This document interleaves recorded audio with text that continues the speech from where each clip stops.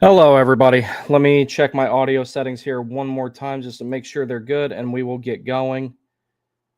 And yep, alrighty. I was having a little bit of difficulty with those earlier. All right, guys. So this is not going to be a super long show. I know it started kind of late because I like to call it Landfall Hour because I like for it to start around an hour before puck drop. That just wasn't feasible tonight. I got home kind of late and I didn't really get as much into the slides as I wanted to, but you will see some of the progress that has been made on the show. So let me get, where is it at? There we go. All right, there we go. Now it's fixed. So I'm going to show a little bit of the progress that's been made on the pregame show here. Eventually, I'm going to have someone to write me some Tamper Monkey scripts or something like that. And then eventually it'll get to where I just have to click a button. It'll auto-populate all the data, and me being able to do the show more often at a more predetermined time will happen significantly easier. So we'll get to some of the comments here, and then we'll get going. BTS, pretty much always the first man in. Yellow, good to see you, pal. No, Kochekov is in net. He was the first one off the ice this morning. I think the reason why they're doing that, and like you're asking BTS against Utah, I'll get to that in a second. Lackey, what's up, man? How's it going? Did you happen to see any new reports on Jarvis? Hope he'll be good for the weekend back-to-back. So he's not playing tonight? Okay. Because when I looked at the projected lineup last time, it had him in it. I thought I will double-check that.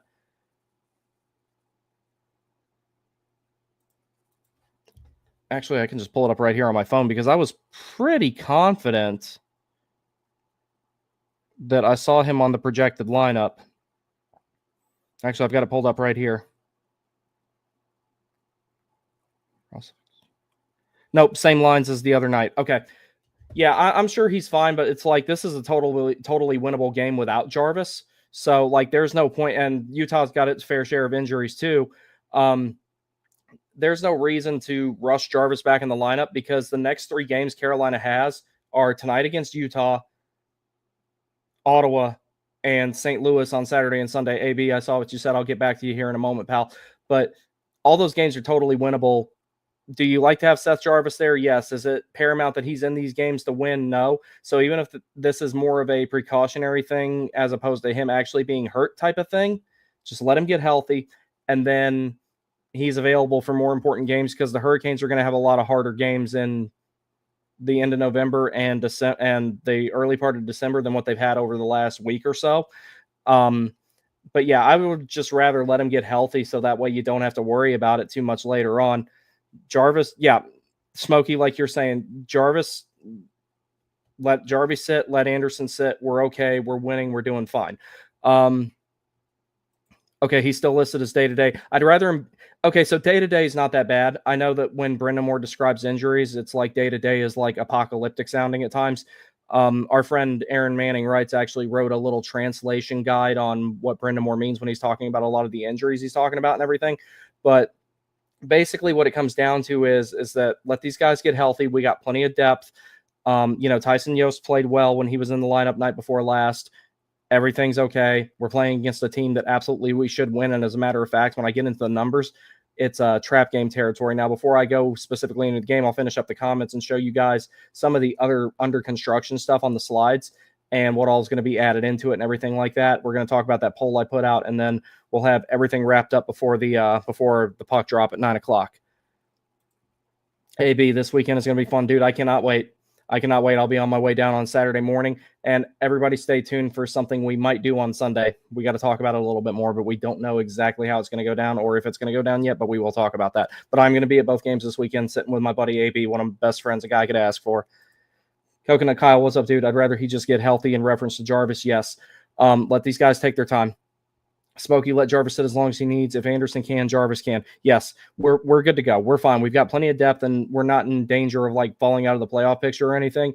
And New Jersey literally got a head start on the season, and they're barely holding on to first place in the division. And they had 2 games back-to-back against the Buffalo Sabres, which is, not exactly the most difficult opponent.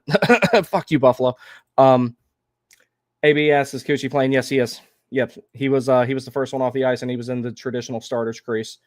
So let me go ahead and pull up the I'll be at both team games too. Have fun. I hope we will too. Yeah, dude, it's a whole lot of fun watching this team right now. Even with the quote unquote stepping back type of thing. And when I get the chance to actually really sit down and analyze it, I think the front office saw this as maybe a retool, figure it out year, but not necessarily a stepping back year. And like Kurt Russell said when he was playing Herb Brooks and Miracle, I'm not looking for the best players. I'm looking for the right ones. And, I thought that, for example, Robinson was just a depth signing. That's what I thought. I didn't expect him to play as significant a role as he has, even being a bottom six forward. Roslovic, I thought, okay, the guy's available. We got him for not too bad of a deal, but they must have saw something in him that no one else did, because Jack Roslovic is starting to turn himself into a core piece of this team. I don't know how the hell we're going to pay all these guys at the end of the season, especially with all the young kids that we got coming up. It's going to be a bit of a challenge. All righty, so let's get this right here. Okay, so I received some feedback from you guys regarding the font. I'm going to embolden it a little bit further to make it better, because I thought I said it on bold and I didn't, but I'll make it a little bit more more refined, more defined, let it stand out a little bit more. So let's go ahead and skip ahead real quick just to show you guys, give you guys an idea. This is under construction right here. Don't pay any attention to it. Lines, we'll talk about that a little bit. The 5-on-5 forecast lines here, for some odd reason, the stuff is not translating the way I want it to into the actual slides itself. You can see these tables are overlapping here. So I'm working on getting that fixed to where it will show up the way that it's supposed to. And then once that's working, we'll be able to really outline every single line. But so far, so good on this as far as me getting it to where I want it to be, so that way I can present the information but not make it too convoluted. So basically what you see here is it's going to be which line it is, and this is all stats from Money Puck, how many games they've played together, how many minutes they've played, goals for, goals against, per 60 for both of those, and goals percentage. Then Corsi, which of course is total shot attempts, Fenwick, unblocked shot attempts, and expected goals for, which is quality of shot attempts from whatever locations on the ice, or from the relevant locations on the ice. Eventually, there will be a little bar graph underneath that shows how many of their shots are high quality, how many of them are just unblocked, and how many of them are just shot attempts that may or may not get through. And then eventually, we'll be able to go over every line on both teams, or at least the projected lines of both teams, and really break it down. I'm really looking forward to this particular thing come playoffs. Another thing here, this is going to be the power play breakdown. I don't know exactly how it's going to work just yet. I have some ideas of what data I'm going to put in there, but it'll be good once it's done, and it'll be detailed, especially so long as I can get information about what the power play units are for both teams, which with the Canes, not that hard, but I got to find out who I need to follow for each team as far as the other ones. Additionally, once I have templates set up, I'll have something tailored for every team thematically and informationally in the league for when they play against the Hurricanes. By the time next season comes around, this show is going to be elaborate. It's going to be every single episode will be tailored to the game that the Hurricanes are playing that night. So I did throw something together real quick for the goalie matchup tonight, which will be Pyotr Kochekov and Kirill Vejmelka. But eventually, thanks to a lot of people on the channel giving me feedback, I'm not the most, intuitive when it comes to goalies. Thankfully, I was able to ask everybody on X, and they said, or they gave me some suggestions of what they would like to see in goalie statistics. So I'm going to add those in there, and it'll look a whole lot better once that's done. And I'll be able to talk about it a little bit more. And that'll also help me, not knowing a whole lot of goalies or a whole lot about goalies. That'll help me be able to break down the numbers even more, because I like to take things a step beyond simplicity, but I don't want it to get too complicated. On the radar, this is going to be like the players to watch or things to watch, like, hey, this team's power play has been hot the last 5 games, etc. Examples like that. That will go in this slide here. Winning elements is basically a summarization of what the Hurricanes need to do to win this game and which teams have advantages where. And score and prevent are very simple equations I do based on goals for per game, goals against per game, the goals against average of the starting goalie for each team to decide if the Hurricanes score this many. I have this written down for this particular game. I never got to put it in here. If the Hurricanes score this many goals, they win regardless of how much the other team scores, or if the Hurricanes prevent this many goals, they win regardless of how many they score. So I've actually been relatively close on a lot of these. If it wasn't Pyotr Kochekov, I called the Vancouver game's score to a T. I said it was going to be 3-2 and Carolina had to win it 4-3 in overtime because Kochekov decided he wanted to do his best Jacob Slavin impression, and it didn't go well. I love Kochekov, but damn, he makes me nervous with some of this shit that he does. All right, so let's get to it right here. All right, so this is the first meeting between the Carolina Hurricanes and the Utah Hockey Club this season. Depending on how you want to look at it, it's the first meeting in franchise history. I'm not really going to call it that, but it's like, to me, they're basically the Coyotes that migrated north. Like, if they wanted to keep the name Coyotes, they could have, because little known fact, there are Coyotes in Utah. All right. So overall records here, the Carolina Hurricanes are 11-3-0 for a total of 22 points. They are second in the Metropolitan Division, and they're nipping at the heels of the New Jersey Devils, who, like I said, had a head start on the season with the 2 games that they played against the Buffalo Sabres over in the Czech Republic, I believe it was, or was it Germany? No, it was the preseason games Buffalo played in Germany, but over in Prague. The Utah Hockey Club is 6-6-3 with a total of 15 points. They are 4th in the Central Division. Relevant records tonight, the Hurricanes are on the road, where they are 6-2-0, and they are 9-1-0 in their last 10. Whereas Utah Hockey Club is 3-5-2 in their last 10, and they are 3-2-1 at home. The Hurricanes have the second best goal differential in the National Hockey League right now, with 59-4 and 36 against. They are plus 23. That is excellent. I don't expect them to stay at this pace, but if they could stay second there and continue to slowly trend the defensive numbers up like they have been, they're going to be in good shape as the season goes on. Utah, 41 goals for, 51 against, and that is a deficit of -10, and they are 20th in the NHL. Goals for per game, this is excellent right here on the part of the Hurricanes. I never thought I would see this sustained for very long. We'll see if it lasts until the end of the month. 4.21 goals for per game for the Carolina Hurricanes, again, second in the NHL. Whereas the Utah Hockey Club, 2.73 goals for per game, and they are 22nd in the NHL, so a very big difference there. Goals against per game, the Hurricanes are 4th with 2.57. That's excellent. I expect that to continue to go up as the season goes along, and they may have been further up that ladder. They could have been second or maybe even first if it wasn't for all the 5-on-3s lately. One of the things I would like for the Hurricanes to do tonight is not have a situation where they have to kill any amount of a 5-on-3, because I'm kind of getting bored with that particular trend. I know they didn't have to do one in the last game, but I don't want to see that again for a little while. Whereas Utah has a 3.40 goals against per game and is 25th in the NHL. Power play percentage, the Hurricanes are currently ranked 10th with 22.2. That went down a little bit after the last couple of games. I think it'll bump back up. If it's above 25, the Hurricanes are getting the big special teams, a little bit more of a bump in the special teams net positive that they need. Utah, 15.4 and is ranked 25th. Part of the reason why their power play is suffering, one of their power play quarterbacks, Sean Dursey, is still out with injury. Penalty kill percentage, the Hurricanes have 83.3 and are ranked 11th in the NHL. Again, this is one of those things that would probably be a little bit better if it wasn't for all the 5-on-3s that have occurred since the game against Boston on Halloween. Utah has a 76.9% penalty kill and are 22nd in the NHL. The overall special teams percentage for the Hurricanes is 52.75.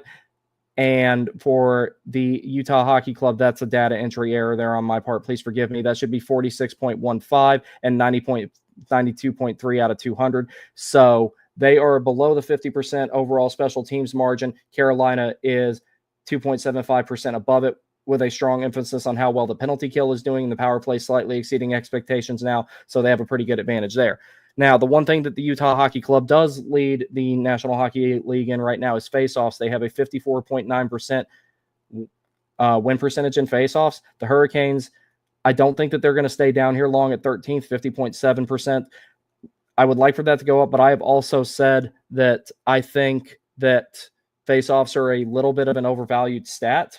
So one day I'll explain that in detail, why I feel that way about it, but I just think they're a little bit overvalued. Team shooting percentage, this is another good thing that's going with the Hurricanes right here. This shows that they're not going so much for the volume shooting and hope it goes in stuff. They're actually putting the puck in the net with higher quality chances. There's a lot of other things that point to this, but shooting percentage is the simple one. They rank 5th in the NHL with a 12.4% shooting percentage. I'm happy to see that. I'd like for it to go up to about 15 over the course of the next few weeks. But it looks like Rod is letting them play a little bit more, a little bit less rigid defensively and allowing for a little bit more creativity. And I think that's a big contributing factor to why Martin Necas in particular is doing so well. The Utah Hockey Club has a 10.4% shooting percentage and is 12th in the NHL. So team leaders here. you'll notice that Martin Necas, the heater, continues. So Jack Roslovic is leading the Carolina Hurricanes in goals with 9. Martin Necas has 16 assists to lead in assists. Necas, 24 points, 8 goals, 16 assists. So he's leading the team in assists and points total and is only 1 goal behind being tied for leading the team in goals. He's on an absolute heater right now. Points by a defenseman for the Hurricanes, Shane Gostisbehere is leading with 9, 4 goals and 5 assists. Power play goals, Shane Gostisbehere and Andrei Svechnikov are tied at 3. Andrei Svechnikov, I'm really happy to see this. 40 shots on goal. He's currently leading the Hurricanes in shots on goal right now. When Svechnikov is getting into position and shooting the puck a lot is one of the 2 big ways he's playing very confidently. The other is the physicality, and he has been throwing the body around at the right times. Block shots, Jacob Slavin with 27, and average time on ice, Jacob Slavin 21:40. Again, absolute defensive workhorse that Jacob Slavin is. As this goes on, I will start adding more stats into things like this. Now, for Utah, their scoring is they're only getting it from a few places, and they're not getting very much of it. Dylan Guenther has 7 goals. Nick Schmaltz leads the team with assists with 12. Clayton Keller leads the team in points with 13, 6 goals and 7 assists. Mikhail Sergachev has 10 points, is leading them among defensemen for 2 goals and 8 assists. Dylan Guenther with 2 power play goals. Shots on goal, Dylan Guenther with 38. Shots blocked, Ian Cole with 34. And Mikhail Sergachev is their leader in time on ice, 25-38. So the big thing to remember here is Utah's not scoring a ton. They're giving up a ton. And the scoring they are getting, they're not getting from a whole lot of different players. I think they only have, the last I looked at their roster, actually, I'll tell you just to be absolutely sure that I am not wrong about this. Give me 1 second. I'm just verifying something that I meant to put in here but did not get the chance.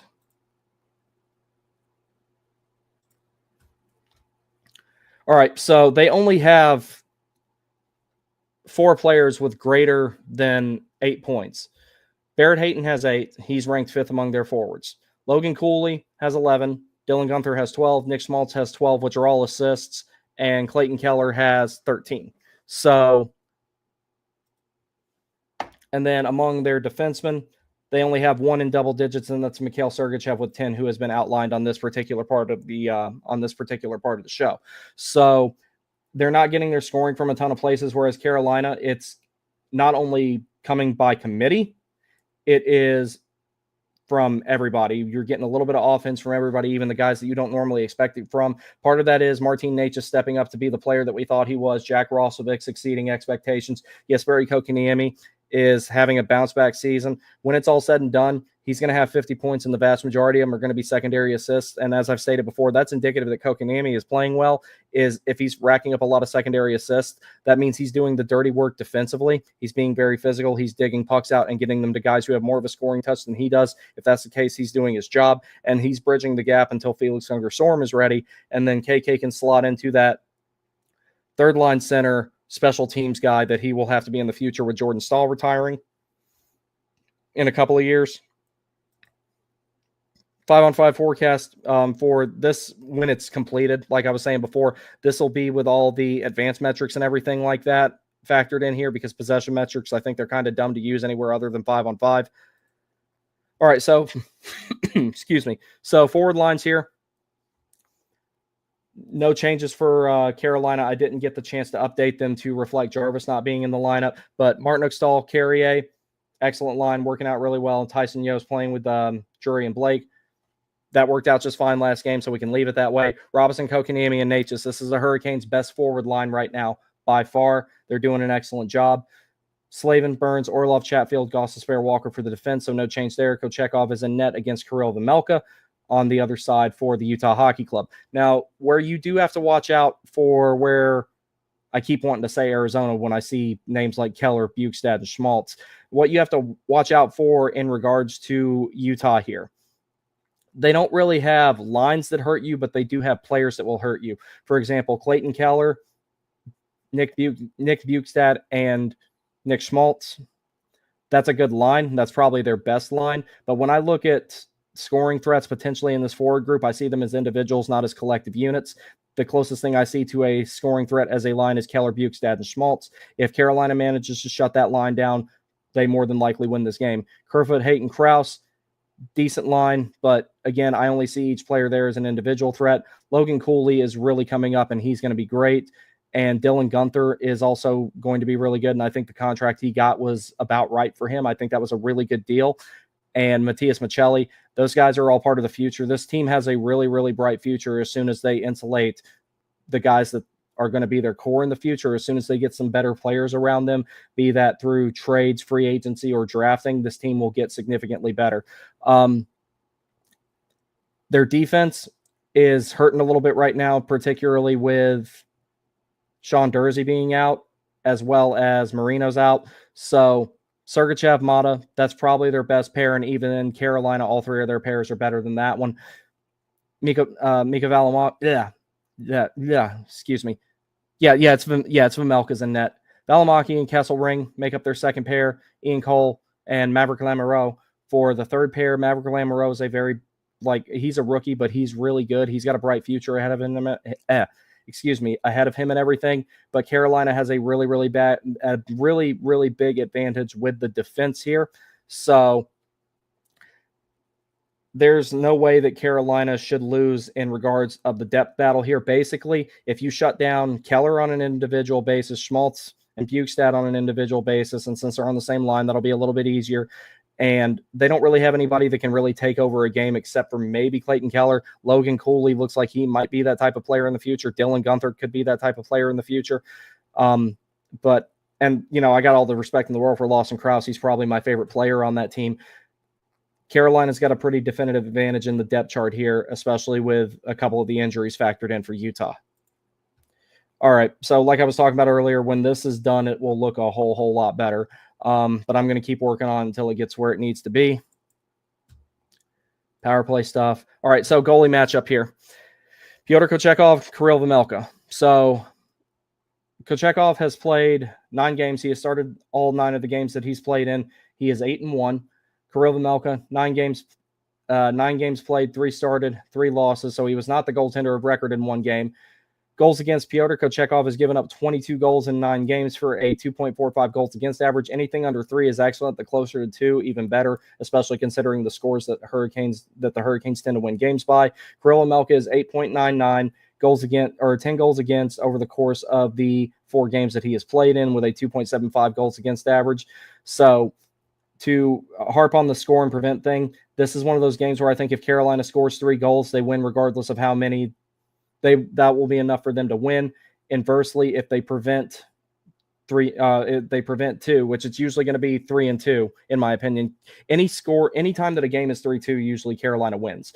If it's a 3-2 score, Carolina or greater, Carolina probably wins. If Utah turns this into a really, really, really low event game, they can win. So, like I said, I'm filing this one under trap game.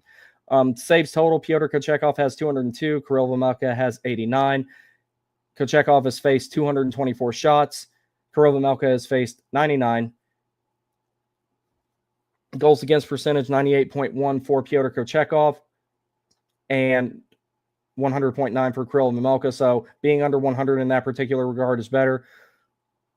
Neither one of them have recorded a game without having a goal scored against them. Surprisingly, Pyotr Kochekov has recorded a grand total of 0 penalty minutes. Quality starts, Pyotr Kochekov has had 5 out of 9. Quality start percentage of 5.56, which that's really, really good. Quality starts are basically saying a good start for a goalie that indicates that they should win that game and everything like that. And Pyotr Kochekov also has been credited with an assist this season. So, sorry guys, my mouth is dry. I'm out of water. All righty. Okay, so in my notes here, since I didn't get the chance to put it up on there, and then we'll get to the comments and we'll get out of here since we can get ready for the game and all that. So, essentially what it comes down to here, you know how I break down where teams have advantages. In this one, I basically said Carolina has all the advantages in this game, if you're talking in terms of roster construction, goaltending, depth forwards, power play, penalty kill, overall team defense, their actual defensemen. Carolina has all the advantages here. So I'm going to file this under trap game and basically play your game, play it well, Do exactly what you did against Vegas. Do what you've been doing all season, and Carolina will win this game just fine. Don't go into it overconfident or cocky. The one way Utah can win this game is if they turn it into a low event game. And it used to be the other way around, where Carolina used to always have to have low event games to win. Whereas this time, Carolina's winning high event games a lot more often. They're winning high scoring games a lot more often. And one thing I didn't get a chance to put in here, but I will talk about it real quick. Looking at the 3 losses Carolina had, there was, actually, I'll pull it up real quick just so I can actually reference exactly what I want to reference.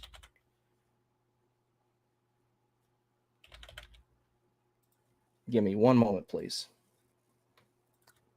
Because I need to look at the game logs to just to verify what I'm saying here.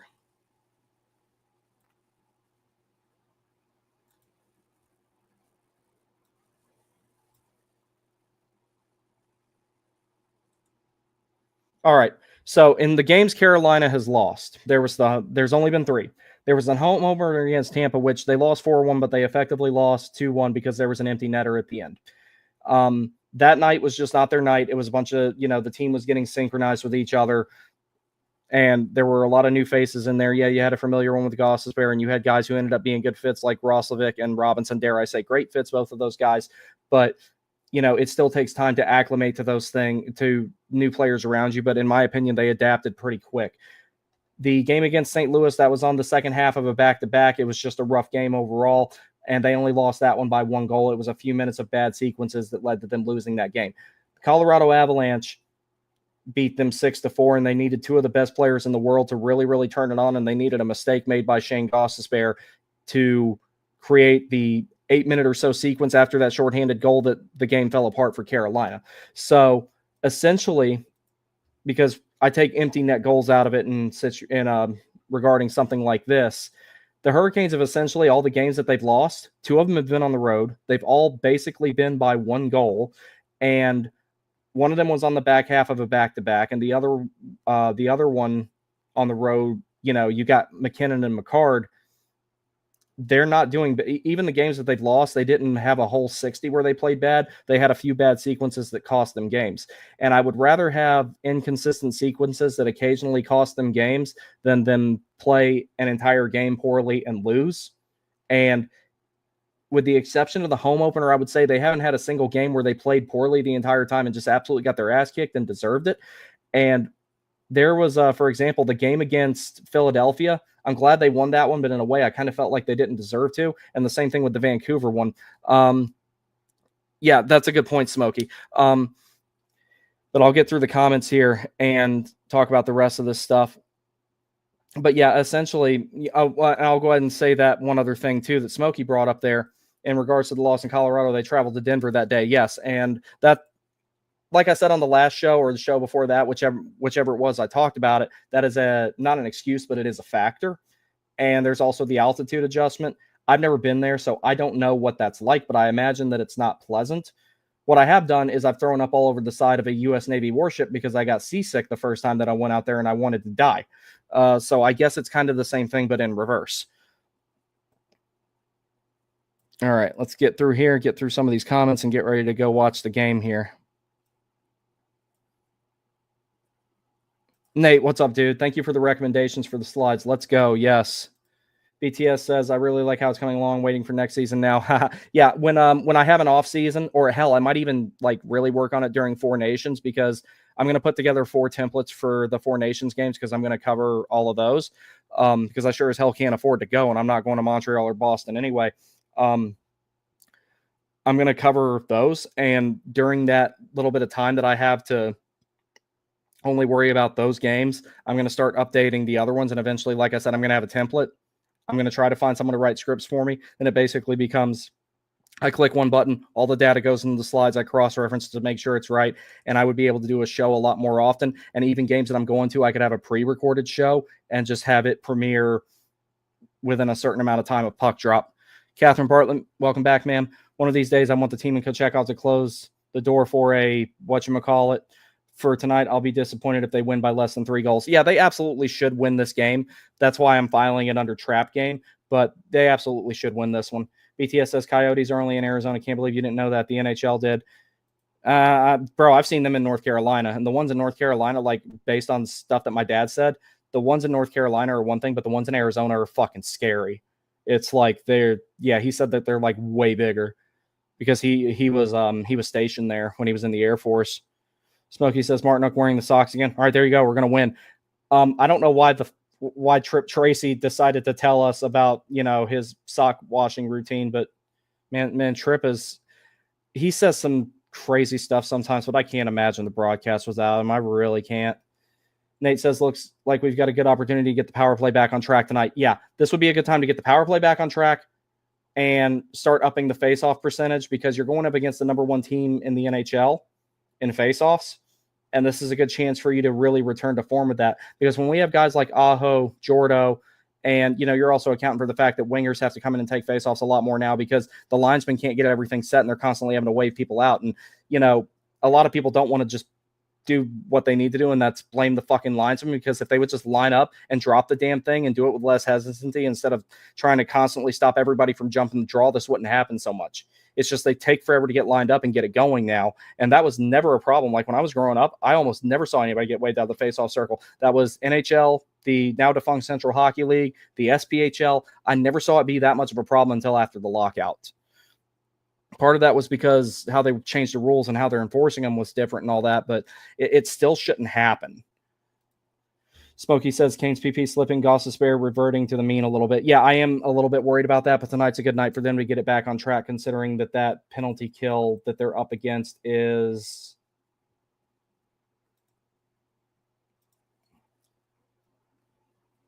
76.9, 22nd in the NHL. Tonight's a good night to get that back on track, absolutely. Who's in net for them? Yes. Vemelka's in net for, I keep wanting to say Arizona. Damn it. It's going to be a while before I break that habit. Utah isn't the best team, but you can't count them out. The Canes haven't done it yet this season, but I don't want them to not play well just because of who we're playing against. Yeah, that's why it's like I filed this under trap game. Every team in this league can win on any given night. It's just some do it more often than others, and that's who eventually goes to the playoffs and who eventually wins a Stanley Cup and everything. But yeah, definitely a trap game. But if Carolina goes out and executes correctly, they'll be just fine as long as they don't take it lightly. Get it done, get on the plane, come home, rest up, and please don't disappoint me during the back-to-back this weekend. Smokey says, hope this isn't another Philly score fest. Yeah, high-event games, even though Carolina's starting to win them a little bit more, I still don't like them. I can only imagine what they do to Brendamore. Dude is like probably chewed so much gum because of that. Caniac Sessions, let's fucking go. Absolutely. Coconut Kyle says broadcast just flashed all-time game-winning goal list for the franchise, and Aho's tied with Ron Francis at 57. If he scores tonight, he moves into first in that category. Any record of Ron Francis's that can be broken, I am totally fucking on board for. I'm totally fine with that, especially if it's, the second coming of Brendamore that I personally believe that Aho is. And I mean, hell, I made a whole video describing that. That would make my day. That I really do. Let's hope he does it. Aho deserves it more than Francis, at least in this franchise. Absolutely. But yeah. Yeah, Francis has a few categories where he's probably always going to be our all-time leader. Yeah, but Aho's going to take most of them. I'll have to go back and look, but a lot of them Aho's going to take. I mean, and he's going to be our all-time leader in points too, because he's going to finish his career with about 1,100 or so, I would say. And I don't think he's going to be done playing at the end of the contract he's on right now. I could see him signing a 2 or a 3 or a 4 if he stays healthy, which he seems like he's pretty good at that. That's been very annoying this season, the face-off BS. I've been annoyed with it for years. It's like the linesmen have to sit there and fucking lecture both sides on what to do, where it's kind of like, okay, blow the whistle, let them get lined up, one down, one stick down, other stick down, and drop the son of a bitch. But instead they complicate the fuck out of it, and henceforth the situation that we're in all the time now. So that's something that I 110% put on the officiating. I put a lot of stuff on the officiating as it is. But the face-off problem, that's 100% on the linesman. Like, there is no reason with 4 officials out there that you can't get a face-off lined up faster and drop the puck before guys. People are going to try and jump the start regardless. If you're not cheating, you're not trying. There's not a single person in the National Hockey League that goes to take a face-off and doesn't have their stick, at least because the rule says it's supposed to be, the stick is supposed to be on the ice. Every single player in the league has it about that much off the ice. just so that they don't have to have that little bit of resistance from scraping it on the surface of the ice, so that way maybe they can get an edge. If you're not cheating, you're not trying, especially with faceoffs. As much as I don't like Sidney Crosby, the one time I defended him was when Logan Couture said, well, Crosby cheats on faceoffs, and I guess they just let him get away with it because of who he is. And I'm like, bro, everybody cheats on faceoffs. That's nothing new. That's been going on since the inception of the damn game.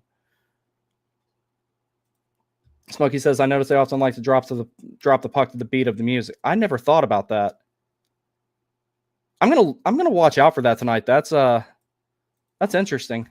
Less so this year. Alrighty. I never thought about that, but I'm gonna look for that.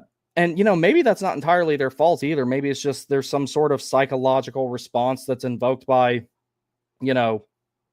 percussion or something that compels them to do that. I'm like, I could see that. There's times where I'm washing dishes and I find myself like scrubbing the dish to the tune that I have in my AirPods. So I mean, that's not the most far-fetched idea at all.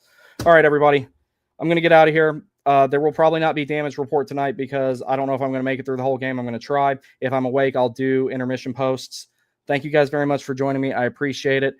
And I will be down there this weekend, and I will be right back to doing these shows and stuff next week. Thank you again. I will see you next time.